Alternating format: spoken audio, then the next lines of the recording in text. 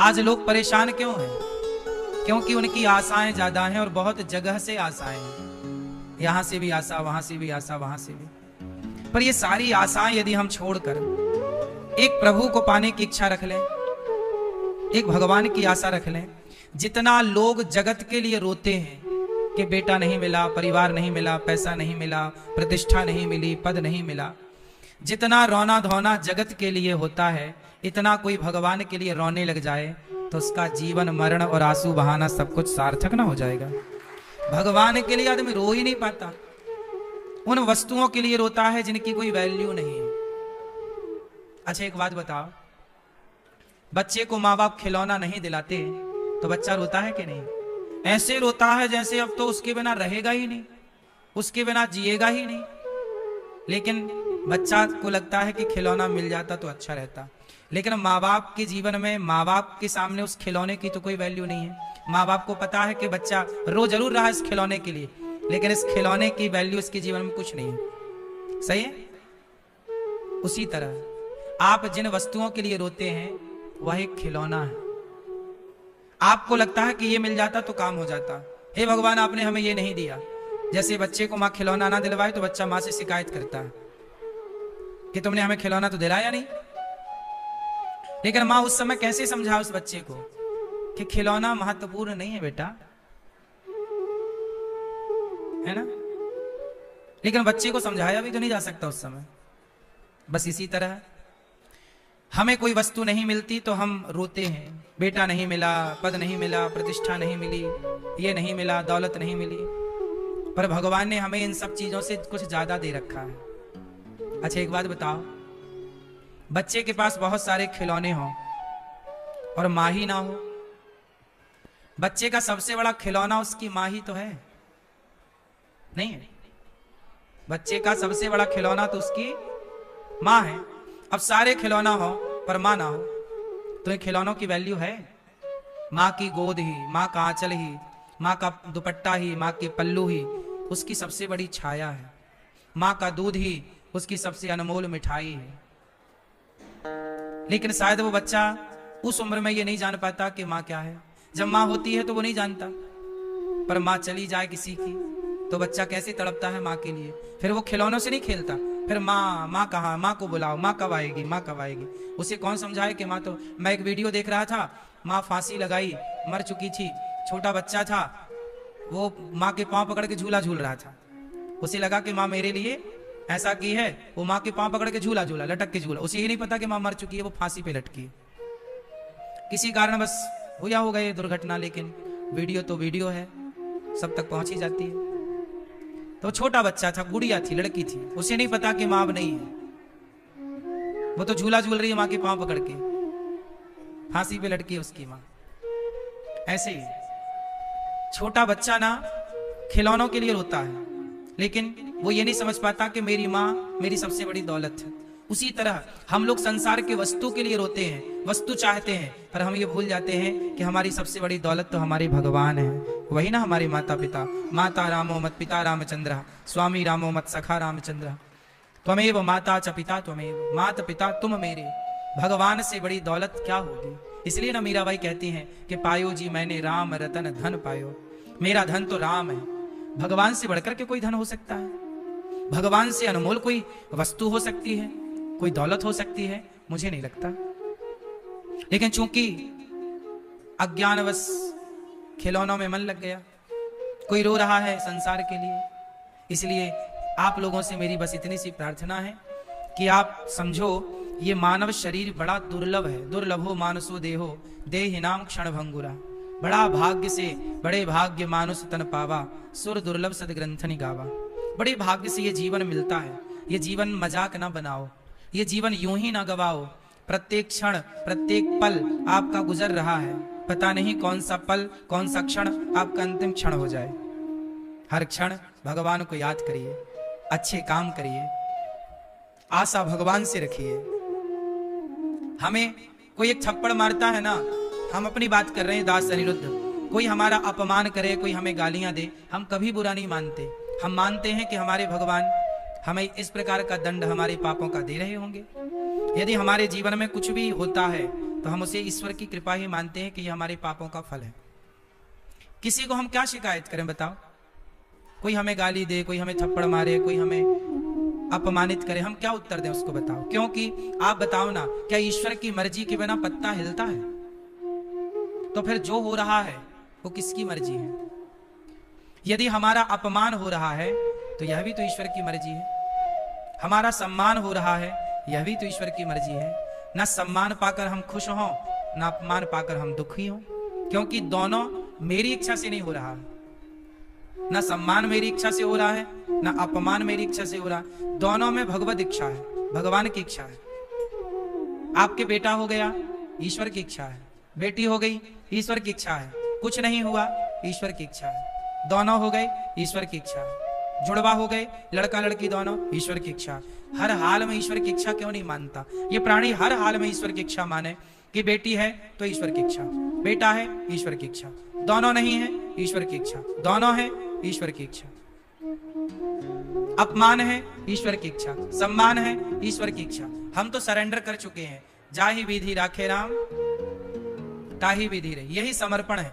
ये लाइन, ये समर्पण केवल भक्त के लिए है। अब आप यहां मेरे से क्रॉस क्वेश्चन कर सकते हैं कि महाराज जी, आप कह रहे हैं कि ईश्वर की मर्जी के बिना पत्ता नहीं हिलता, तो फिर आप मुझे बताओ, चोर चोरी करता है तो क्या ईश्वर की मर्जी से करता है? फिर ये सवाल खड़ा हो जाएगा।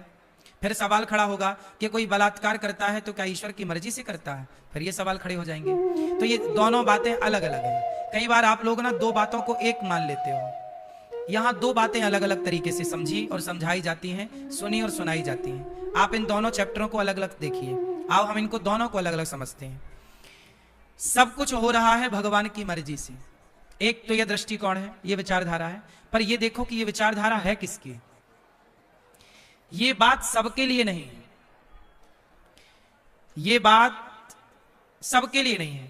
अब जैसे प्रधानमंत्री हैं, प्रधानमंत्री को कोई कहे, नरेंद्र मोदी जी को, अरे ये तो मेरा बेटा है, क्या ये बात सब कह सकते हैं? ये बात केवल उनकी मां कह सकती है। ये तो मेरा बेटा है, बोलो हाँ। ये राष्ट्रपति है, अरे ये तो मेरा बेटा है। आप कह सकते हो कि ये मेरा बेटा है ना? कुछ बातें सबके लिए नहीं है। बात समझ में आ रही है आपको? लेकिन आप लोग क्या मानते हो? नहीं नहीं, ये तो सबके लिए। ईश्वर की मर्जी के बिना पत्ता नहीं हिलता, ये बात केवल भक्तों के लिए है। जो भगवान की शरण में रहने वाले लोग हैं, आस्था रखने वाले लोग हैं, उनके लिए ये बात है कि ये सब कुछ ईश्वर की मर्जी से हो रहा है। अब बताओ, जो भक्त लेवल का व्यक्ति होगा, सज्जन होगा, वो ये माने कि कण-कण में जो हो रहा भगवान की इच्छा से, क्या वो बलात्कार करेगा? बोलो। फिर क्या वो चोरी करेगा? बोलो। नहीं। अब चोर चोरी करे और यही सेंटेंस कह दे, अरे गुरुजी ने तो कहा था भगवान की मर्जी से सब हो रहा, भगवान की मर्जी के बिना तो पत्ता नहीं हिलता। परंतु ये बात चोर के लिए थी ही नहीं, ये बात बलात्कारी के लिए थी ही नहीं। अच्छा ये बताओ, सारी बातें सबके लिए होती हैं? जो बात आप अपनी पत्नी से करते हो, क्या वो बात अपनी मां से कर सकते हो? बोलो। फिर सबके लिए अलग अलग बातें ना होती हैं। पत्नी के लिए अलग बात होगी, है ना? पत्नी के पास पति आता है तो अलग भाव से आता है, अलग बात करता है। माँ के पास जाता है, अलग भाव होता है, अलग बात करता है। ऐसा थोड़ी कि पत्नी से भी वही बात और माँ से भी वही बात। होता है क्या मेरी माँ? दो बातें होती हैं कि नहीं? पत्नी के साथ अलग व्यवहार होता है और माँ बाप के साथ अलग व्यवहार होता है और बच्चों के साथ अलग व्यवहार होता है। बोलो हाँ। फिर एक ही घर में तीन तीन व्यवहार होता है। माँ के साथ अलग, माँ बाप के साथ अलग, पत्नी के साथ अलग और बच्चों के साथ बिल्कुल अलग। हाँ या ना? तू कहां था? तू लेट क्यों हो गया यहाँ? तू कहां था? जो आप तू तड़ाक की बात बच्चे से कर सकते हैं, वही बाप से नहीं। ए बाप तू कहां था? ऐसा तो नहीं बोल सकते। बाप के लिए अलग भाषा होगी, बच्चे के लिए अलग भाषा होगी और पति पत्नी के रिश्ते के लिए अलग भाषा होगी। उसी तरह भगवान की इच्छा के बिना पत्ता नहीं हिलता, ये बात केवल भक्तों के लिए है। चोर के लिए ये बात नहीं है। चोर के लिए ये बात है कि भैया तुमने चोरी किया है तो भगवान ने तुम्हें अक्ल तो दी थी ना, तुम्हें पता था ना चोरी करना गलत है, फिर तुमने चोरी काहे की? अब की हो तो दंड भोगो। तुम्हें पता है ना कि बलात्कार करना गलत है, तुम्हें पता है ना कि किसी को छेड़ना गलत है। जब गलत है, पता था, तुमने क्यों गलत किया? अब किया है तो जेल जाओ, फांसी पे चढ़ो, भोगो। फिर क्या कहते हो? अरे भगवान की इच्छा के बिना तो पत्ता नहीं हिलता। अरे पागल, ये बात तुम्हारे लिए थी ही नहीं। सब बातें सबके लिए नहीं होती ना मेरी माँ। भगवान, अब आप लोग क्या करते हो ना, सबको एक तराजू में तौल देते हो, सारी बातों को एक सी तराजू। अरे गुरुजी ने तो कहा कि भगवान की इच्छा के मेरा पत्ता नहीं हिलता। ये बात उच्च कोटि के भक्तों के लिए है, साधक के लिए, कि बेटा सुदामा जैसे तपस्वियों के लिए कि मैं गरीब हूं तो भगवान की इच्छा है। शिकायत क्या करूं? आप लोग शिकायत करने लगे, अरे गुरुजी हम बड़ी पूजा करते हैं पर देखो हम बड़े गरीब हैं, इतनी पूजा करते हैं फिर भी देखो खाने को रोटी नहीं है। तो यहां पे आपको कही जाएगी बेटा ये ईश्वर की परीक्षा है, ये समय गुजर जाएगा। सुदामा का गुजरा कि नहीं? तो तुम्हें समझाया जा सकता है क्योंकि तुम उस लाइन में हो, तुम भक्त हो। अब जो बात भक्तों के लिए है वो बात दुष्टों के लिए नहीं है ना। हमारे शास्त्रों में यह भी स्पष्ट लिखा है कि ज्ञान किसे दें और किसे ना दें। भाई जो अधिकारी नहीं है उसे ज्ञान देके क्या होगा? एक बार क्या हुआ कि एक चिड़िया ने बंदर को ज्ञान दे दिया, ए बंदर देख हम चिड़िया तेरे से छोटी हैं लेकिन देख अपने लिए घोंसला बना के रखती हैं, बारिश आई हम घोंसले फुर्र से घुस गए, हम बच जाते हैं, और तू इतना बड़ा बंदर, इतना बड़ा शरीर, और देख पानी तेरे ऊपर गिर रहा, तू ठिठुर रहा है ठंडी से। बंदर बोला अच्छा हमें ज्ञान देने चली, अब भी आता हूं। गया बंदर और उसका घोंसला तोड़ के फुर्र से फेंक दे, ले मुझे ज्ञान दे रही थी। तो बात तो ये है ना कि ज्ञान सबको देना भी नहीं चाहिए। चिड़िया ने बंदर को ज्ञान दे दिया तो बंदर ने उसका घोंसला तोड़ दिया। कुछ ज्ञान सबके लिए नहीं है। बात समझ में आ रही है? हमारे यहां भागवत सुनने के अधिकारी सब नहीं है। सुखदेव भगवान ने इंद्र को भगा दिया। देवराज, देवताओं का राजा इंद्र सुखदेव भगवान के पास आए, बोले हमें भागवत सुनाओ। क्वा स्वधा क्वा कथा लोके क्वा काचा क्वा मणिर् महान। ए इंद्र तू अधिकारी नहीं है भागवत सुनने का। सोचो देवराज इंद्र को सुखदेव भगवान, चल जा, क्वा सुधा क्वा कथा लोके क्वा काचा क्वा मणिर् महान, कहां कांच का टुकड़ा कहां मणि, ए इंद्र तू इसका अधिकारी नहीं, चल भाग यहां से। इंद्र देवताओं के राजा को सुखदेव भगवान ने भागवत जी सुनने का अधिकारी नहीं माना। सोचो कि तू अधिकारी नहीं है इसका। अब अनाधिकारी को भागवत सुना भी दिया जाए तो उसका मिसयूज करता। अब यही तो है, अब लोगों को पता चल गया कि भगवान की मर्जी के बिना पत्ता नहीं हिलता। अब देखो उस ज्ञान का लोग मिसयूज कर रहे हैं कि भैया चोर कह रहा नहीं जी हम चोरी नहीं कर रहे हैं तो भगवान की इच्छा है। फिर तो बलात्कारी कह रहा जी हम तो बलात्कार कर ही नहीं रहे हैं, ये तो भगवान की इच्छा। क्योंकि अनाधिकारी को ज्ञान मिल गया। ज्ञान किसे मिल गया? अनाधिकारी को, जो उसका अधिकारी नहीं था। जैसे परमाणु मिल गया पाकिस्तान को तो रोज धमकी देता पटक दूंगा पटक दूंगा। आप गलत व्यक्ति के हाथ में कोई पावर लग जाए तो उसका सदुपयोग नहीं करता, मिसयूज करता है, दुरुपयोग करता है। ऐसे ही तो हमारे वेदों के, पुराणों के, उपनिषदों के ज्ञान का भी सब लोग अधिकारी नहीं है। ये ज्ञान सबके लिए नहीं था, इसलिए उस ज्ञान को धारण करने की पात्रता होनी चाहिए कि आप किस प्रकार। 5वीं क्लास का विद्यार्थी है उसकी पात्रता अलग है, 10वीं क्लास का विद्यार्थी उसकी पात्रता अलग है, पीएचडी का स्टूडेंट है उसकी पात्रता अलग है। जो विद्यार्थी 5वीं क्लास के विद्यार्थी को आप पीएचडी की बातें नहीं बता सकते ना समझा सकते। समय के साथ ना पात्रता आएगी, बुद्धि विकसित होगी। उसी तरह शास्त्रों का ज्ञान भगवान की इच्छा के बिना कुछ नहीं होता। ये बात आपके लिए जो भक्त लेवल के हैं, संत भक्त, भगवान के परम भक्त, उनके लिए ये बात है। इसलिए हम लोग क्या मानते हैं कि जो हो रहा है हमारा अपमान सम्मान जो हो रहा है। एक मैया आई अभी कुछ दिन पहले, वो थाली में लोग पैसे चढ़ाते हैं, 10 रुपए 20 रुपए 100 रुपए, थाली में पैसे चढ़े थे। एक मैया आई, उसने प्रणाम करने के बहाने ये दुपट्टा लिया तरीके से, ऐसे हाथ पहले किया पीछे दुपट्टे के, और प्रणाम करने के लिए पांव के पास झुकी और थाली में ऐसा रखा दुपट्टा और रख के यूं मुट्ठी बना ली और पैसे उसके अंदर चले गए और ऐसे दबा के प्रणाम करके चली गई। मैं देख रहा हूं, लेकिन मैंने देख करके भी मैंने उसे नहीं रोका। शायद तेरे भाग्य का मेरे पास आ गया होगा तो तू ले जा रही है, मैं क्या रोकूं, क्या रोकता मैं? ये तो अपनी अपनी नियत है। तो चोर चोरी करता है तो उसको हम तो यही मान रहे हैं ना कि सब ईश्वर की इच्छा। क्या करें हम, कहां लड़े झगड़े, तुम्हारा फिर तुमसे कहें कि देखो तुमने चोरी की, फिर वो उसकी इंसल्ट हो, नहीं तुम्हारा अपमान, तुम्हें पैसे चाहिए ले जाओ, तुम्हारा अपमान नहीं करेंगे। हर हाल में ईश्वर की मर्जी मान लो कि चलो भगवत इस रूप में इसकी जरूरत रही होगी भाई ले जा, क्या करें, कोई भाग्य थोड़ी ले जाएगी हमारा चुरा के। बोलो, आप लोग क्या करते हैं, छोटी छोटी बातों में परेशान हो जाते हैं। आपको अच्छा ले आओ ले आओ। तो हर हाल में भगवान की इच्छा हो, जाही विधि राखे राम ताही विधि रही।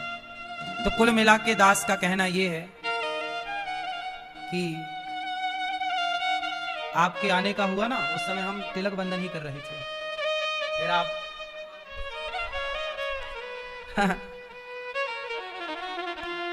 ये भगवान की बड़ी,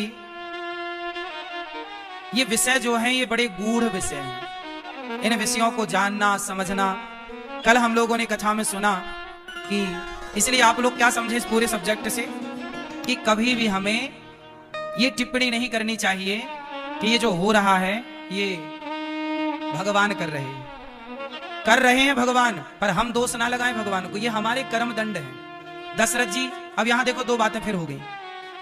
दशरथ जी को पुत्र के लिए तड़प तड़प के रोना पड़ा, दशरथ जी को पुत्र के लिए तड़प तड़प कर रोना पड़ा, तो क्या ये ईश्वर की इच्छा है?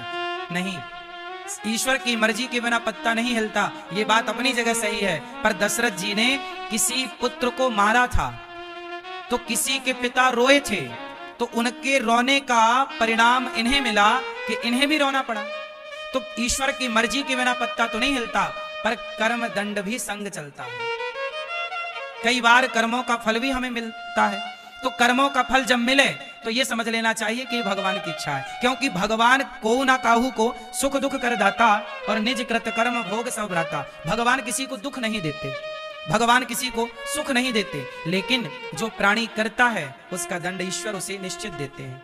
अवश्यमेव भोक्तव्यम, अवश्य भोगना पड़ता है। परंतु एक बात और भगवान कहते हैं कि सन्मुख होहि जीव मोहि जवहि जन्म कोटि अघनासहि तबहि। भगवान कहते हैं कितना भी बड़ा पापी हो मेरी शरण में आ जाए तो मैं उस पापी के पाप को भूल कर उसे हृदय से लगा लेता हूं। ये बड़ी कृपा है। कोई कितना भी बड़ा पापी हो तो पापी से पापी व्यक्ति अपने पाप को भगवान के आगे आकर समर्पित कर दे। श्री राम जय राम।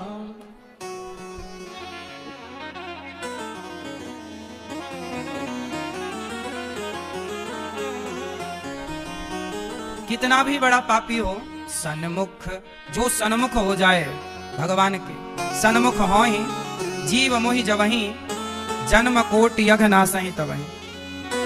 भगवान कहते हैं कोई मेरे सन्मुख हो जाए, बस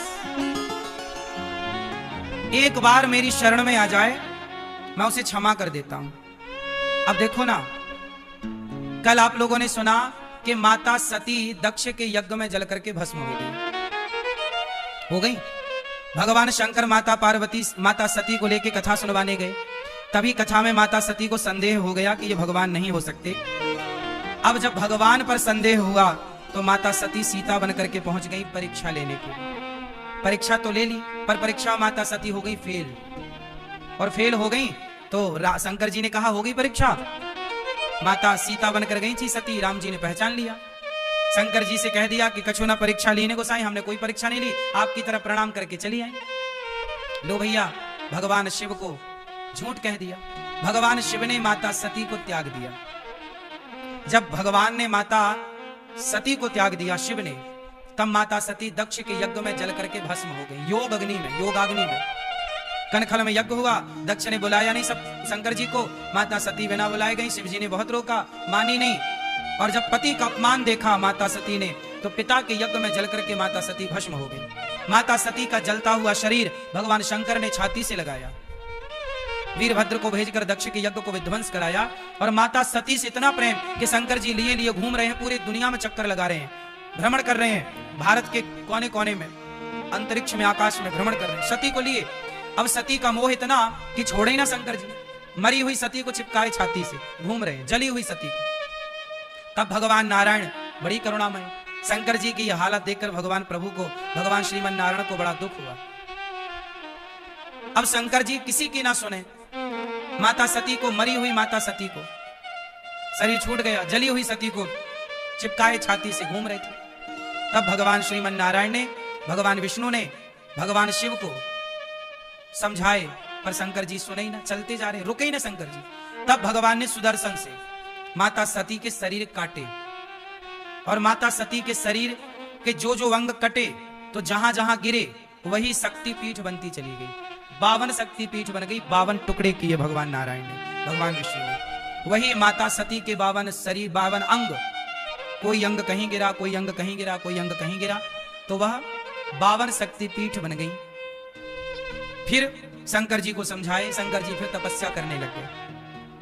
तभी तारकासुर नाम का एक दुष्ट पैदा हो गया। उसको पता चल गया कि शंकर जी तो माता सती के जाने के बाद समाधि में डूबे हैं, तो उसने ब्रह्मा जी से वरदान मांग लिया कि मैं मरूं ना, और मरूं तो शिव जी के पुत्र से मरूं।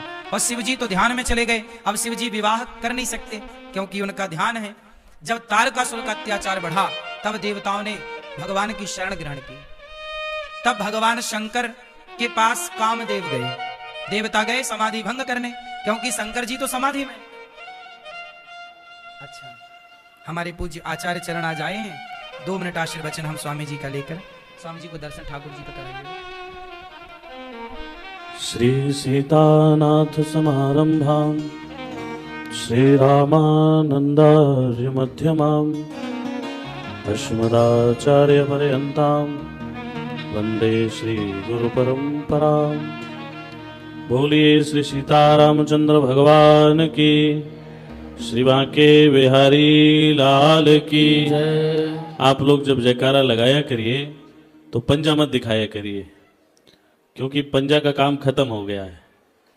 और बजरंग बली जैसी गदा बनाया करिए, ऐसे दोनों हाथ ऊपर उठाइए, मुट्ठी बांध के बोलेंगे भारत माता की, गौ माता की जय हो, श्री राम जन्मभूमि की जय हो, श्री कृष्ण जन्मभूमि की जय हो, काशी विश्वनाथ की जय हो, श्री गौरी गोपाल मंदिर की जय हो, पूज्य व्यास जी महाराज की जय हो।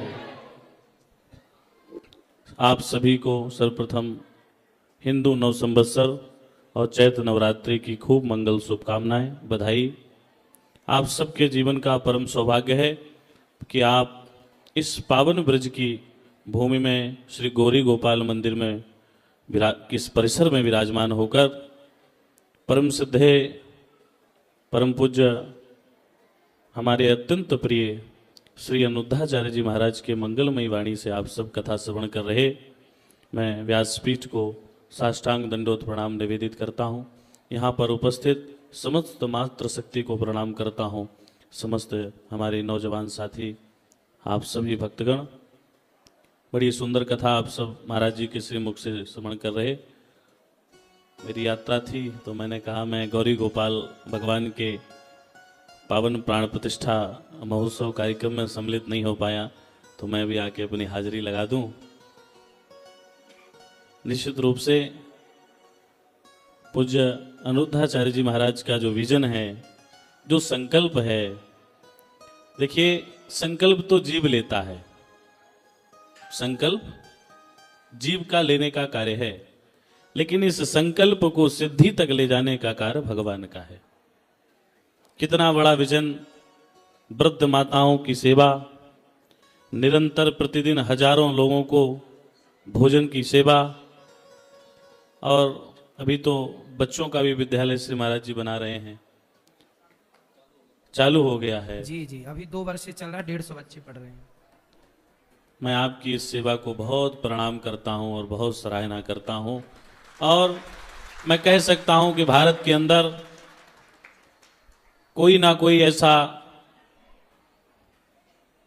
भारत माता का बेटा आता है जो भारत माता के तमाम ऐसे लोग जिनको कहीं भोजन नहीं मिलता तो उनको भोजन कराने का काम कोई अनुद्धाचार्य जी के रूप में कोई बेटा आके कराता है।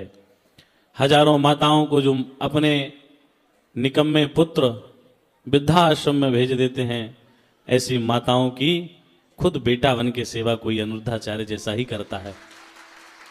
ये सामान्य बात नहीं है, और इस बात को ध्यान रखना, चाहे जितने बांके बिहारी के दर्शन कर लेना, और चाहे जितने अयोध्यानाथ के यहाँ दर्शन कर लेना, और चाहे जितनी बार वैष्णो देवी में उस लंबी चढ़ाई को करके साल में 365 दिन दर्शन करना, यदि तुम्हारे घर की मां दुखी है तो तुम्हें कोई पुण्य मिलने वाला नहीं है।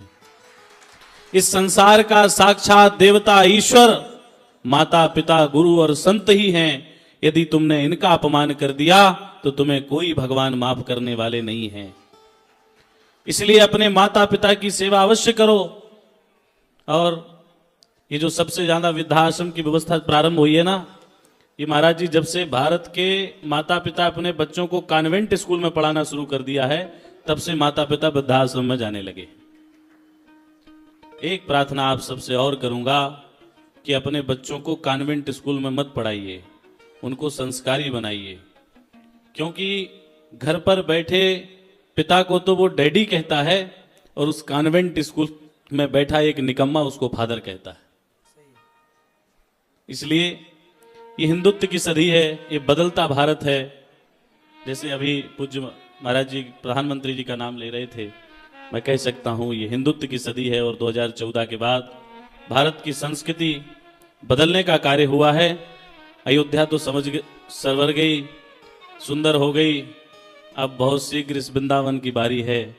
मथुरा में भी भव्य मां के बिहारी का मंदिर बनेगा, जन्मभूमि में भी भगवान लाला बैठेंगे, वो उत्सव भी हम सब देखेंगे। मैं बाधा बनने के लिए पूज्य महाराज जी से क्षमा प्रार्थी हूँ, व्यासपीठ को प्रणाम करता हूँ। आप सबने तमाम कार्य दे रखे हैं जिनमें मुझे यथा तथा वरुण पर रहना पड़ता है। आप सबसे मेरी एक प्रार्थना है, जो पंडाल में बैठे हैं और जो इस लाइव के माध्यम से पूरी दुनिया में देख रहे हैं, आप सब बढ़ चढ़कर इस मंगलमय जो संकल्प हमारे प्रिय भाई श्री अनिरुद्धाचार्य जी ने लिया है, इस संकल्प में तन मन धन से आप सब इनका साथ दीजिए। क्योंकि आगे कोई एक ही होता है, पीछे से तो हम सब लोग उसका साथ देते हैं। लेकिन निश्चित रूप से मैं रास्ते में था तो हमारे साथ अंशुल शर्मा जी थे, तो हम चर्चा करते आ रहे थे। मैंने कहा कहाँ कोई एक माँ की सेवा नहीं कर पा रहा है। और महाराज जी कितनी माताएं हैं अभी अपने पास? 290। बताइए, 290 माताओं की सेवा। और मैं पिछली बार माताओं से मिलने महाराज जी के साथ गया था, एक वर्ष पूर्व आया था। तो जब माताओं से मिल रहा था तो ऐसे लग रहा था श्री अनिरुद्धाचार्य जी जैसे अपनी माँ की ही सेवा कर रहे हों। कितने वात्सल्य से वो माताएं इनको गले लगा रही थी। तो मुझे लगता है कि आपके ऊपर, किसी पुत्र के ऊपर एक माँ का आशीष होता है, उस पर कितनी कृपा होती है। और आपके ऊपर तो 290 माताओं का आशीर्वाद है। निश्चित रूप से श्री हनुमान जी महाराज आपके इस पावन संकल्प को खूब आगे बढ़ावें। आज आप 200 माताओं की सेवा कर रहे हैं, हम चाहते हैं श्री हनुमान जी आपको 2000 माताओं की सेवा करने का पावन अवसर प्रदान करें। इसी के साथ मैं अपनी वाणी को विराम देकर पूज्य व्यासपीठ को साष्टांग प्रणाम करके यहाँ पर उपस्थित आप सबको बारंबार प्रणाम करते, श्री राममय सब जग जानी करहूं प्रणाम जोरी जुग पानी। बोलिए श्री सीतारामचंद्र भगवान की। पूज्य महाराज जी का धन्यवाद, आप आए, आपने याद दिलाई है तो श्री मेरा जी मस्तक पर।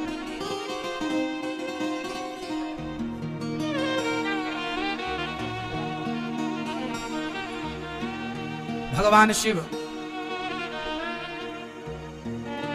माता सती को लेकर चल रहे हैं। भगवान श्रीमन नारायण भगवान विष्णु ने अपने सुदर्शन से मां भगवती के अंग काट करके गिराए और वही माता सती बाद में पार्वती बनकर के प्रकट हुई। और जब पार्वती बनकर के मां भगवती प्रकट हुई तो देखो, भगवान राम की कथा सुनने में माता सती को संदेह हुआ था। परीक्षा लेने गई, फेल हो गई, पिता के यज्ञ में जलकर भस्म हो गई। तो भगवान राम को लगा कि आखिर माता सती का जो जीवन लीला पूरी हुई, कहीं ना कहीं मेरे कारण हुई। तब भगवान राम, भगवान नारायण, भगवान शंकर जी के पास आते हैं। कामदेव ने जब उनकी तपस्या भंग कर दी तो कामदेव को तो शंकर जी ने जला के भस्म कर दिया। फिर भगवान नारायण शंकर जी को मनाने आए कि हे भोलेनाथ, आप विवाह कर लो, पार्वती जी आपके अनुकूल है। उस समय हिमालय की बेटी पार्वती जी प्रकट हो चुकी हैं। फिर पार्वती जी तपस्या भी कर रही है। 10,000 वर्षों तक बिल्व पत्र खाकर के माता भगवती ने तपस्या की। भगवान नारायण ने शंकर जी से कहा कि हे भोलेनाथ, अब आप विवाह कर लो। अब विनती मम सुनहु शिव, जो मोह पर निज ने हो, जाय विवाह शैल जहीं, यह मोहि मांगे देव। हे भोलेनाथ हमें यही वरदान दो कि आप हिमालय की बेटी पार्वती से विवाह करो। ये भगवान नारायण शंकर जी से मांग रहे हैं। क्यों? तब भगवान शंकर खड़े हो गए और भगवान शिव ने प्रार्थना की, हे प्रभु ये आप क्या कह रहे हैं? तब भगवान श्रीमन नारायण बोले, भगवान राम बोले, नारायण मतलब राम, राम मतलब नारायण, इनमें भेद नहीं है ना। तो शंकर जी बोले, प्रभु आप यहाँ, आप हमसे क्यों हाथ जोड़ के कह रहे हैं? आप तो हमारे इष्ट हैं, आप तो हमारे आराध्य हैं। शंकर जी के इष्ट हैं भगवान नारायण। शंकर जी के आराध्य भगवान कौन है? भगवान श्रीमन नारायण। और आज वह नारायण शंकर जी से कह रहे हैं कि आप विवाह कर लो। क्यों? क्योंकि आपकी पत्नी का यदि जीवन लीला पूरी हुई है तो कहीं ना कहीं मेरे कारण हुई है, मेरी कथा पर ही तो उन्हें संदेह हुआ। और आगे फिर वही घटनाक्रम चला। देखो भगवान कहते हैं कि जो मेरी कथा एक बार सुन लेता है, भले संदेह पैदा हो जाए लेकिन मैं उसे फिर भूलता नहीं हूं, मिलाकर ही रहता हूं। माता पार्वती को शिव जी से मिलाकर ही रहे। तब शंकर जी ने सिर धरि आयसु करिए तुम्हारा, परम धर्म यह नाथ हमारा। शंकर जी ने कहा, हे नाथ आपने जो आज्ञा दी है वो सिरोधार्य है। आप कह रहे हैं कि मैं विवाह करूं तो जरूर करूंगा। शंकर जी विवाह तो किए पर कामदेव को जलाने के बाद किए। शंकर जी ने पहले, मैया ओ भैया बैठ जाओ लाला पहले तो, और शोर ना करो, कथा को ना बहुत मर्यादित सुनना चाहिए। खड़े ना रहो भैया, बैठ जाओ। कथा सुनने आए हो तो थोड़ा टाइम निकाल के आओ, 2-3 घंटे का। इत्मीनान से कथा सुनो, सावधानी से सुनो। तो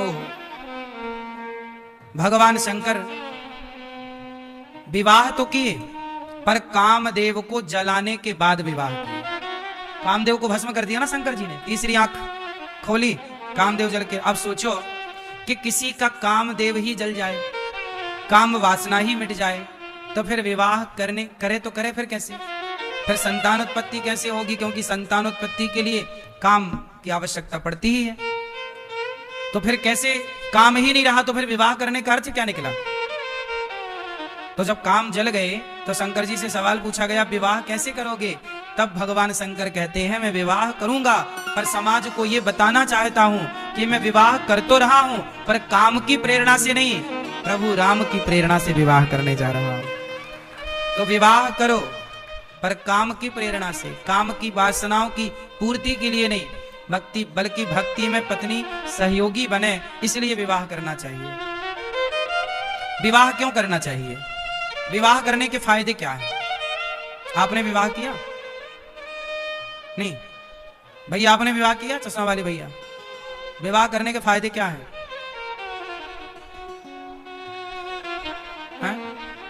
गृहस्थी, क्या फायदा है गृहस्थी का? परिवार बढ़ेगा। अच्छा, जनसंख्या बढ़ानी है बढ़िया, ठीक है।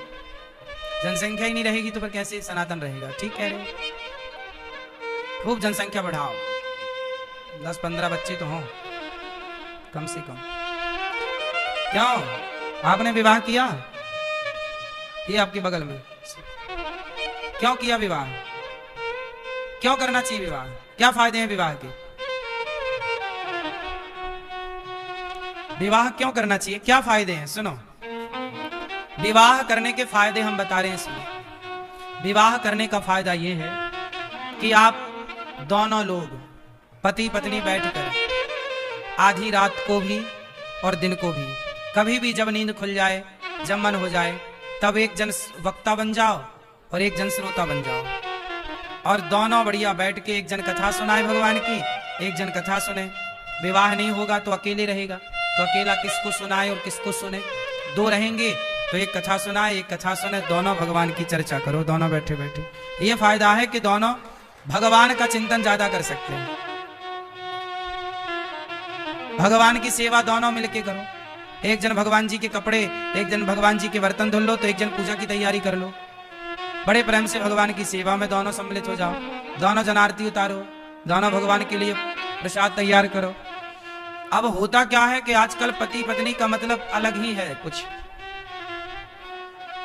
अब विवाह का मतलब, पहले देखो शंकर जी जब विवाह किए माता पार्वती से, तो शंकर जी जब पार्वती मैया से विवाह करके कैलाश आए तो शंकर जी और पार्वती दोनों कथा सुना रहे हैं। पार्वती जी हाथ जोड़ के बोलो, हे भोलेनाथ कुछ सवाल करना है। करो। क्या? ये बताओ कि ये राम कौन है, राम के बारे में मैं जानना चाहती हूं। तो माता पार्वती सवाल कर रही हैं और उस सवाल के उत्तर में पूरी राम कथा शंकर जी सुना रहे हैं। देखो ये पति पत्नी, आप लोग पूजा करते हो शंकर जी की, लेकिन शंकर जी की पूजा बस करते हो, सीखते नहीं हो। शंकर जी गृहस्थ हैं। कैसे गृहस्थ हैं? पार्वती और शंकर जी दोनों कथा सुनते और सुनाते, दोनों भगवान के चिंतन में डूबे रहते हैं। जबकि शंकर जी के परिवार में जितनी टेंशन है ना, आपके परिवार में इतनी टेंशन नहीं हो सकती। आप लोग कहते हैं महाराज जी बड़ी टेंशन है, हम बड़े परेशान हैं। शंकर जी से ज्यादा कोई परेशान नहीं हो सकता। देखो ना, शंकर जी के वाहन का नाम है नंदी है, और शंकर जी की पत्नी माता पार्वती के वाहन का नाम है शेर। अब शेर और बैल ये दोस्त हैं कि दुश्मन हैं? बोलो, दुश्मन है? नंदी बैल और शेर जंगल में साथ कहां रहते हैं, लेकिन शंकर जी के घर में दोनों एक साथ रहते हैं और दुश्मन है। अब सोचो कि दो दुश्मन एक साथ रहें। और सुनो, शंकर जी के गले में है सांप और शंकर जी के बेटे गणेश जी का वाहन है चूहा। अब ये दोनों दोस्त हैं कि दुश्मन हैं? बोलो। लेकिन ये दोनों दुश्मन शंकर जी के घर में एक साथ रहते हैं। और सुनो, बड़े बेटे का वाहन है मोर, कार्तिकेय जी का, और शंकर जी के गले में पड़ा है सांप। सांप और मोर की दोस्ती है कि दुश्मनी है? मोर सांप को खा जाता है। मोर क्या खाता है? खा जाता है। दोस्ती है कि दुश्मनी है? दुश्मनी है। सारे एक दूसरे के कट्टर दुश्मन हैं, लेकिन वो दोनों दुश्मन शंकर जी के घर में एक साथ प्रेम से रह रहे हैं। किसके प्रभाव से? शंकर जी के गले में है जहर। बोलो हाँ। शरीर में है भभूति, भस्म। पहाड़ पर बैठे हैं, ना घर है ना कोई छाया है।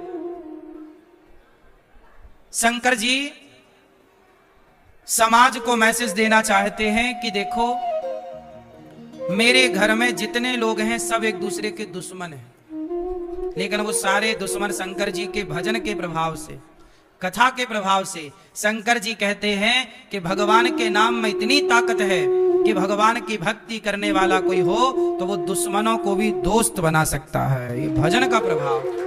शेर और बैल दोस्त हो गए, शिव जी के घर जाते हैं। ये किसका प्रभाव है?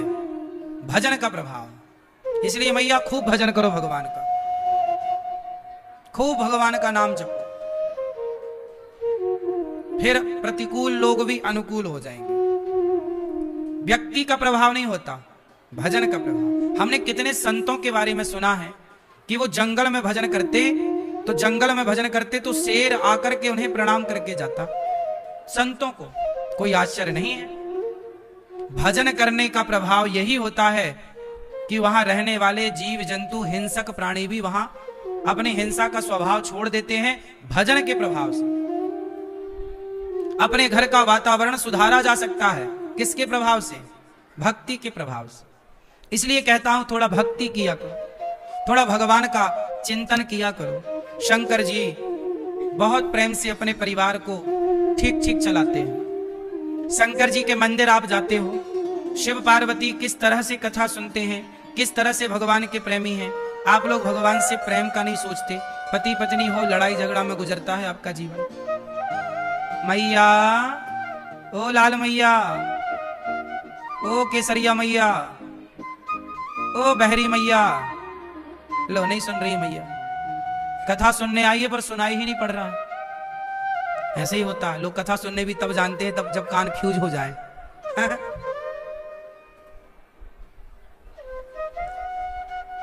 एक मैया आई, बोले गुरुजी गुरु मंत्र दे दो। हमने कहा लो। हमने बोला मैया बोलो श्रीमन नारायण, मंत्र दिया उन्हें। फिर बाद में बोला हमने मैया बोलो श्रीमन नारायण। गुरुजी थोड़ा जोर से कहो। हमने श्रीमन नारायण बोलो। गुरुजी और जोर से। हमने पूरी ताकत से बोला। बोले बोलो महाराज। हमने कहा मैया बोल ही तो रहे हैं। बोले हमें नहीं सुनाई पड़ रहा। हमने कहा सुनाई कुछ नहीं पड़ता। बोले 5 साल से हमें नहीं सुनाई पड़ता।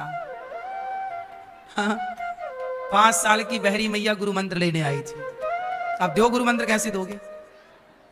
तो आदमी भगवान का नाम लेने तभी आता है जब बहरा बहरा हो जाता है। इसलिए हम कहते हैं भजन करो मस्त जवानी में, बुढ़ापा किसने देखा है? सारी जिंदगी जवानी आदमी भोगों में समर्पित करता है। परिवार, जवानी परिवार को देता है और बुढ़ापा भगवान को देता है।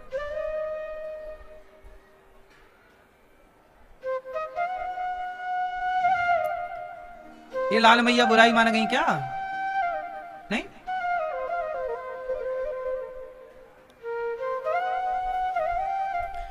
शंकर जी भस्म रमाते हैं। क्या आप बता सकते हैं कि शंकर जी शरीर पर भस्म क्यों रमाते हैं? आप बताओ। क्यों भैया शंकर जी भस्म क्यों लगाते हैं? भभूति क्यों क्यों लगाते हैं? आप बताओ।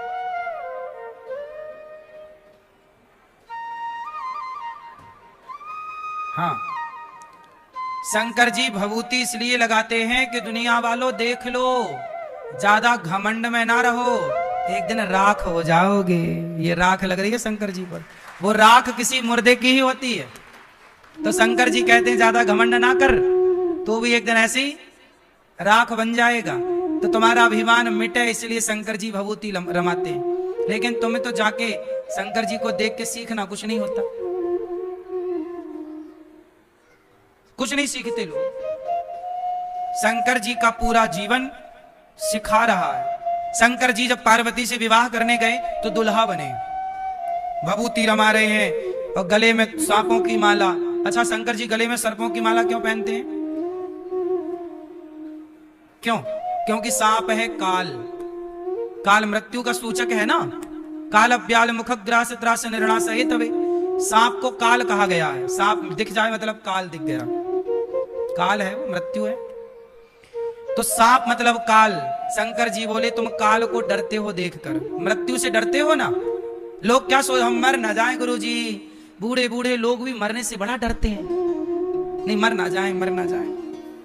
एक मैया गोबर उठा रही थी गैया का, बोली हे भगवान मौत भी नहीं आती कि मर जाऊं, 90 साल में बहू गोबर उठवा रही है। यमराज जी गुजर रहे थे, यमराज जी को लगा शायद हमें याद कर रही, आ गए। हाँ मैया चलो। मैया बोली कौन हो? बोली यमराज। तुम बोल रही हो ना मौत भी नहीं आती, हम आ गए, चलो तुम्हें लेने आए। अब तो मैया की सिट्टी पिट्टी गायब। मैया बोली हे यमराज जी, मैं मजाक भी नहीं कर सकती क्या? हाँ, मैंने मजाक में ही कह दिया, वैसे तुम कभी नहीं आते, और ऐसा मजाक कर दिया तुम आ गए। अच्छा तो मजाक कर रही है, मरना नहीं है? अरे बोले काहे मरना, भी ठीक ठाक चल रहा सब। बूढ़ी मैया 90 साल की, बोली अभी कहाँ मरने के दिन है हमारे। अच्छा आई गए हो तो एक काम करो, गोबर उठवाओ हमारा। यमराज जी से गोबर उठवा लिया। ऐसी मैया चतुर मैया, मरना कोई नहीं चाहता। लेकिन शंकर जी सांपों की माला गले में लटका कर यह मैसेज देते हैं कि देख भाई मरना तो पड़ेगा। शंकर जी के गले में है सांप और हृदय में कौन है? सदा वसंतम हृदयार विंदे भवम भवानी। शंकर जी के हृदय में है सीताराम और गले में है सांप। क्या मतलब निकला? अर्थ निकला कि जिसके हृदय में भगवान है तो काल उसके गले में लटकता है। मतलब मृत्यु काल का रूप है, रूप मृत्यु है। तो शंकर जी कहते हैं मेरे गले में सांप लटकता है, मतलब जो हृदय में भगवान को धारण कर लेते हैं तो काल भी उसका कुछ नहीं बिगाड़ सकता। गले में लटका के घूमते हैं शंकर जी, इसलिए शंकर जी को कहते हैं कालों के काल, महाकाल। क्योंकि जिसके हृदय में भगवान हो तो काल गले में लटका रहेगा, करेगा क्या? इसलिए काल गले में लटका है शंकर जी के। मानो शंकर जी कहते हैं तुम्हें मृत्यु से डरना नहीं है, काल तो ऐसे लटके रहेंगे 10 तुम्हारे गले में, तुम बस हृदय में भगवान को रखो। जो भगवान को हृदय में रखते हैं उन्हें मृत्यु से डर नहीं लगता। कबीरदास जी कहते हैं मरने से सब जग डरा, मरने से सब जग डरा, मेरे मन आनंद सब लोग डरते हैं मरने से, पर मेरे मन तो बड़ा आनंद है। क्यों? कब मरी हूं, कब भेंटी हूं, पूर्ण परमानंद। कब मरूंगा, कब भगवान से भेंट होगी, इसलिए हमें मरने से डर नहीं लगता। अब तो शंकर जी बड़े प्रेम से दुल्हा बने, गले में सांप, और शंकर जी के माथे पर क्या है? चंद्रमा भी है और गंगा भी है। और दोनों का स्वभाव कैसा है? चंद्रमा गर्म होती है कि ठंडी है? चंद्रमा शीतल ठंडी, और गंगा है गर्म। गंगा भी ठंडी, गंगा जल ठंडा हो तो सबसे ठंडी गंगा मैया। गंगा भी ठंडी और चंद्रमा भी ठंडे, और दोनों को शंकर जी ने कहां बिठाया है? मस्तक पर। क्या मतलब हुआ? क्या मतलब हुआ मैया? बात से क्या सीखा आपने? क्या मैसेज मिला आपको? ये गुलाबी मैया बताएंगी। हैं? गले में वो शंकर जी के मस्तक पे गंगा काहे है? हैं काहे हैं? वही तो पूछ रहे हैं, मस्तक पर क्यों बैठी है? शंकर जी ने मस्तक पर ही गंगा जी को क्यों बिठाया? हैं? ठीक है, आप बताओ मैया, क्या बोलती तू? थोड़ा जोर से बोलो मेरी माँ। अच्छा, गले की प्रॉब्लम है, ठंडा। शंकर जी कहना चाहते हैं कि जीवन में टेंशन कितनी भी हो, परेशानी कितनी भी हो, पर दिमाग को हमेशा दिमाग कैसा हो? ठंडा की गर्म? शंकर जी कह रहे, देखो शंकर जी के यहाँ सब एक दूसरे के दुश्मन है, पर शंकर जी का दिमाग फिर भी कैसा है? तुम मैसेज तो सीखते कुछ हो नहीं, तुम्हारा दिमाग बिल्कुल गर्म रहता है। लोगों के कमरे में लगी है एसी और दिमाग में लगा है हीटर। हर टाइम लोग गर्म रहते हैं, हर टाइम बस लड़ाई झगड़ा, नाक में गुस्सा धरा है, बात बात पे लड़ाई, बात बात पे झगड़ा। तो दिमाग में क्या होना चाहिए? दिमाग पे गंगा जी, मतलब ठंडक। दिमाग को ठंडा रखो। और गर्म क्या होने चाहिए? पांव हो गर्म, पांव ठंडे ना पड़ जाए, चलते फिरते रहो। आजकल पांव ठंडे पड़ गए इसलिए मोटापा आ गया, बीमारियां आ गई। पहले लोग चलते ही रहते थे दिन भर, पांव रहते हैं गरम, पांव रहने चाहिए गरम। इसलिए पुराने जमाने में आज भी गांव के लोग जब खेत से आते हैं तो वो गर्म पानी से, गुनगुने पानी से ही पांव धुलते हैं। गुनगुने पानी से पांव धुलने से थकावट उतर जाती है। बताया आपको? तो पांव गर्म होने चाहिए। अर्थात गर्म का मतलब ये नहीं कि तुम जाके पांव गर्म पानी में डाल दो। गर्म का मतलब है कि पांव हमेशा एक्टिव हो, करते रहो कुछ काम, चलते रहो। जो चलता रहेगा वो स्वस्थ रहेगा, जो बैठ गया वो बीमार। बोलो हाँ कि ना? इसलिए ज्यादा से ज्यादा चलो, ज्यादा से ज्यादा चलो।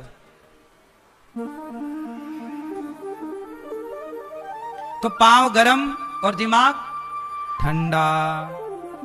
अच्छा, दिमाग गरम, पांव गरम और वाणी नरम। वाणी कैसी हो? वाणी नरम, यहां से गर्मी ना निकले। वाणी पांव गरम, वाणी नरम, दिमाग ठंडा। शंकर जी दुल्हा बने, माता मैना रानी के पास पहुंचे बारात लेकर।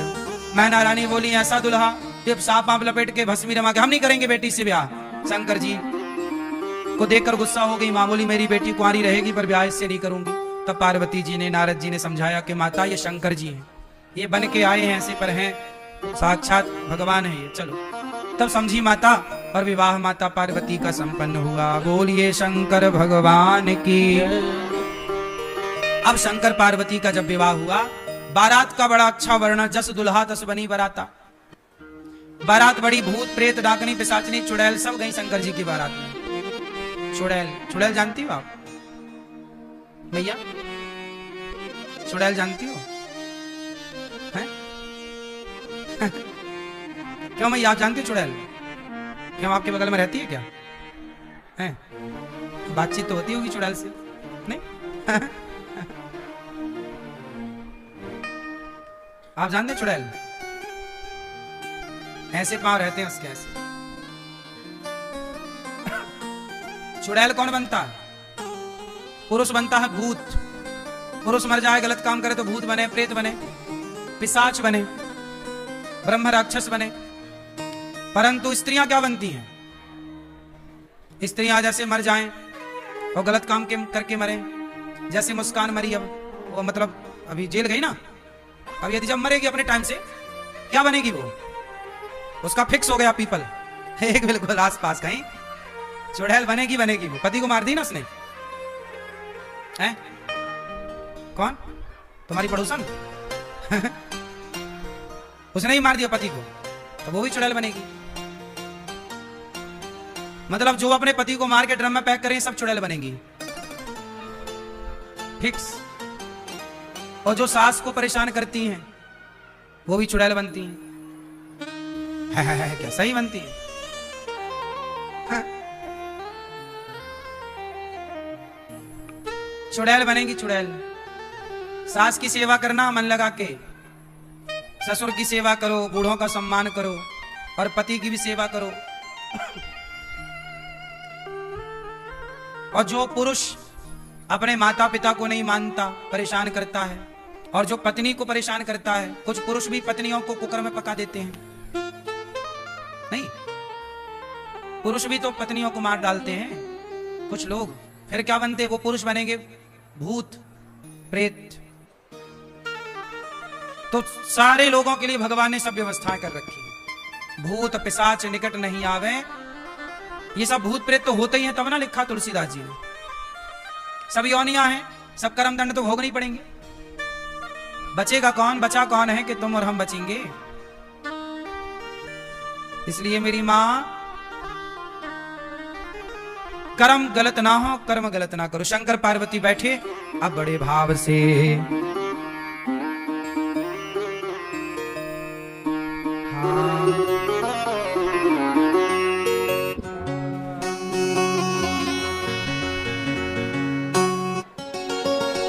बंदऊ बाल रूप सोई रामू, सब सिद्धि सुलभ जपत जसि नामू। मंगल भवन मंगल हारी, द्रवं सुदशरथ अजिर बिहारी।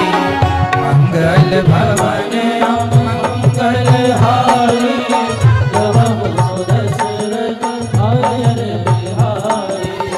हरि प्रणाम राम ही त्रिपुरारी, हरसि सुधा सम गिरा उचारी। हरि प्रणाम राम ही त्रिपुरारी, हरसि सुधा सम गिरा उचारी। मंगल भवन मंगल हारी, द्रवं सुदशरथ अजिर बिहारी। धन्य धन्य गिरिराज कुमारी, तुम समान नहीं कोपकारी। धन्य धन्य गिरिराज कुमारी, तुम समान नहीं कोपकारी। मंगल भवन मंगल हारी, द्रवं सुदशरथ अजिर बिहारी। मंगल भवन मंगल हारी, द्रवं सुदशरथ अजिर बिहारी। शंकर जी से माता पार्वती प्रश्न कर रही हैं कि हे भोलेनाथ, ये बताओ कि ये राम कौन है? एक राम दशरथ का बेटा, राम कौन? तब माता पार्वती से शंकर जी कह रहे हैं कि पार्वती जी, आपने बड़ा अच्छा किया कि आपने हमसे प्रश्न किया। आपने प्रश्न ना किया होता तो हमारी वाणी से भगवान की कथा ना निकलती। अब देखो ना, हमारी मैया जी कथा ना कराती, जब हमारी मैया कथा ना कराती तो फिर कथा हम कैसे सुना पाते? कैसे कथा होती? तो हमारी मैया श्रीमती रेणु बख्शी जी, आपने कथा कराई तो कथा कहने का हमें मौका मिला। आपने कथा कराई ही ना होती तो फिर कैसे हमें मौका मिलता? तो कुल मिलाकर के हमारी मैया ने कथा कराई। भैया, आपके पुत्र श्री नितिन बख्शी जी चले गए घर। श्रीमती पूजा बख्शी जी हैं गई, पूजा जी। बेटी दामाद कोशिन बख्शी जी, विधान जी, जालान जी, रजनी भट्ट जी, रीता कोल जी, रोमिला जी और राशि बख्शी जी, शशि शर्मा जी, लाजपत नगर मैया वहां से आई हैं, और मैया हमारी श्रीमती रेणु बख्शी जी बड़े प्रेम से राम कथा करा रही हैं, तो हम लोग सुन रहे हैं। हमें भी देखो भाग्य मिला, हम रोज भगवान भागवत की कथा सुनाते हैं, हमें भी कभी कभी राम जी का गुणगान गाने का अवसर मिलता है। तो मैया की कृपा से, मैया के द्वारा राम कथा मैया ने कहा, तो लो हमें भी भगवान की कथा कहने का मौका मिला। हमारी भी वाणी पवित्र हो रही है भगवान की कथा से, आपका भी हृदय पवित्र हो रहा है भगवान की कथा से। तो कथा दोनों को पवित्र करती है, श्रोता वक्ता दोनों को। इसलिए अपने कानों से भगवान की कथा सुनना सीखिए, और जब भी बोलिए तो भगवान की चर्चा ही करिए। अब शंकर जी और पार्वती जी बैठे हैं और प्रेम से दोनों एक दूसरे को प्रश्न कर रहे हैं। अब शंकर जी प्रेम से प्रार्थना कर रहे हैं, मंगल भवन मंगल हारी, द्रवहु सुदशरथ वज्र बिहारी। अब प्रार्थना करके, मंगलाचरण करके शंकर जी पार्वती जी की प्रशंसा कर रहे हैं कि आपने प्रश्न करके हम पर बड़ा उपकार किया। आपने रघुनाथ जी के बारे में पूछा है, तुम रघुवीर चरण अनुरागी, तुम्हारे हृदय में भगवान के प्रति प्रेम है, तब तुमने ऐसे प्रश्न किए हैं, परंतु ऐसे प्रश्नों कोई करता नहीं है। पार्वती जी से शंकर जी कह रहे हैं, जिन हरि कथा सुनी नहीं काना, श्रवण रंध्र अहि भवन समाना। जिनकी कथा, शंकर जी कह रहे हैं पार्वती जी से, हे पार्वती, जिनके कान भगवान की कथा नहीं सुनते, उनके कान नहीं है, चूहे का बिल है। इसलिए कान तब सार्थक, कानों की सुंदरता सोना पहन लेने से नहीं। लोग तो पूरे कान को छिदा लेते हैं नीचे से ऊपर तक, और पूरे में सोना सोना सोना पहन लेते हैं, इससे कान की सुंदरता नहीं है। कान वही सुंदर हैं जिन कानों को रोज कथा सुनने को मिले, रोज भगवान की कथा, वो कान सुंदर है। कान जिन्हें हरि कथा सुनी नहीं काना, वो कान जो कथा नहीं सुनते, वो तो केवल चूहे के छेद है बस, कान का बिल चूहे का, कोई मतलब नहीं। और नए नहीं संत दरस नहीं देखा, लोचन मोर पंख कर लेखा। आंखें किसे देखें? भगवान को और संतों को, भगवान के भक्तों को। संत मिल जाएं, भगवान मिल जाएं, भगवान के भक्त मिल जाएं, तो आंखों से उन्हें देखो और देख करके ऐसा भाव रखो कि हमारे भीतर भी इनकी तरह भक्ति कब आएगी, हमारे अंदर भी इनकी तरह भगवान से प्रेम कब होगा। तो आंखों से भगवान को देखो और संतों को, भगवान के भक्तों को देखो। यदि नहीं देखा, आजकल आंखों से लोग किसे देखते हैं? ताकते रहते तुझको सांझ सवेरे, है ना? आंखों से लोग क्या देख रहे हैं? देख नहीं रहे हैं, ताक रहे हैं। जबकि हमारे यहाँ ताकने को मना किया गया।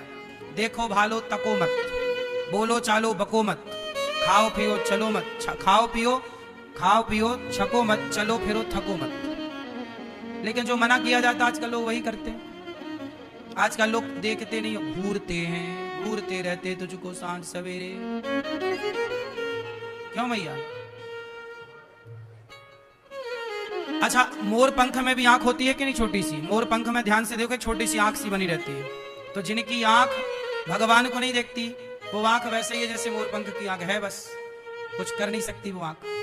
इसलिए आंखों की सुंदरता तब है जब इन आंखों से भगवान को देखकर उनकी छवि मन मंदिर में बसा ली जाए।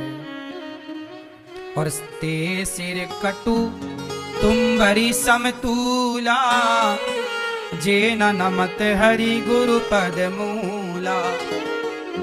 आपका सिर, कुछ लोग ना सिर नहीं झुकाते।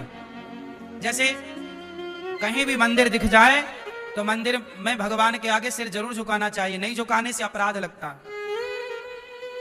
भगवान को जरूर सिर झुकाना चाहिए। आजकल ना लोग सिर नहीं झुकाते। कोई संत दिख जाए, किसी के माथे पर तिलक हो, तो ऐसे संत महापुरुषों को देख करके भी नमन करना चाहिए, सिर झुकाना चाहिए, मर्यादा है। लेकिन आजकल ना बहुत लोग सिर नहीं झुकाते।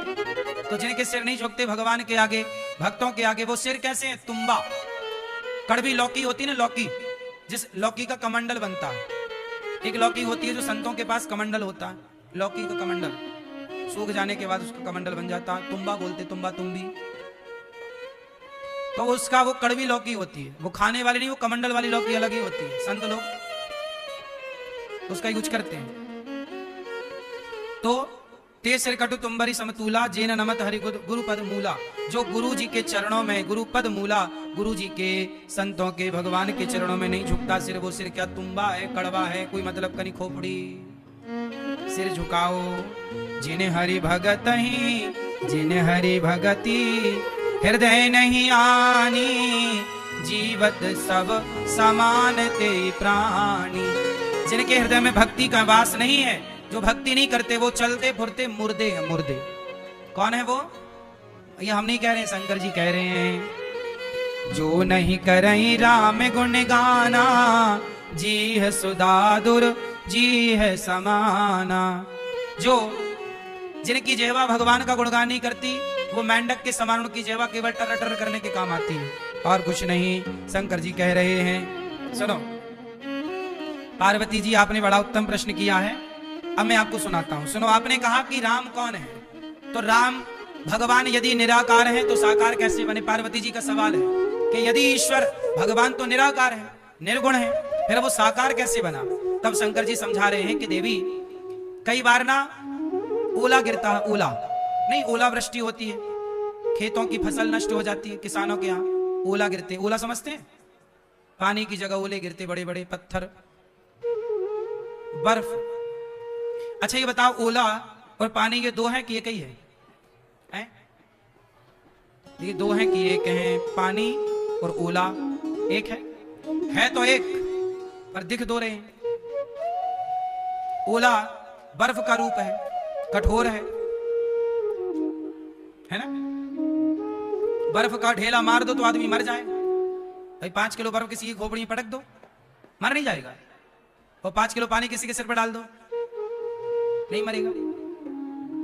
बोलो, नहा लेगा वो 5 किलो पानी से, और 5 किलो बर्फ किसी लिए फेंक दो, मर जाएगा। 2 मंजिल ऊपर से 5 किलो का बर्फ किसी के सिर पे गिराओ, और 2 मंजिल ऊपर से 5 किलो पानी गिराओ सिर पे, सही है? अंतर है ना? दोनों एक तत्व हैं, पर दोनों का व्यवहार, दोनों का गुण अलग अलग है। उसी तरह जैसे पानी और बर्फ तत्व में तो एक है, उसी तरह साकार और निराकार तत्व की दृष्टि में तो एक है। परंतु जब निराकार से काम नहीं हो, तो भगवान को अपने भक्तों के लिए साकार रूप लेना पड़ता है। साकार रूप क्या है? राम कृष्ण। ये जो राम कृष्ण है, ये कौन है? साकार। और ब्रह्म क्या है? निराकार। वो ब्रह्म है, वो परमात्मा है, पर सगुण ही अगुण ही नहीं कछु भेदा। वो है निराकार, पर जरूरत पड़ने पर साकार भी बन जाते हैं। शंकर जी कह रहे हैं ये बात, अगुण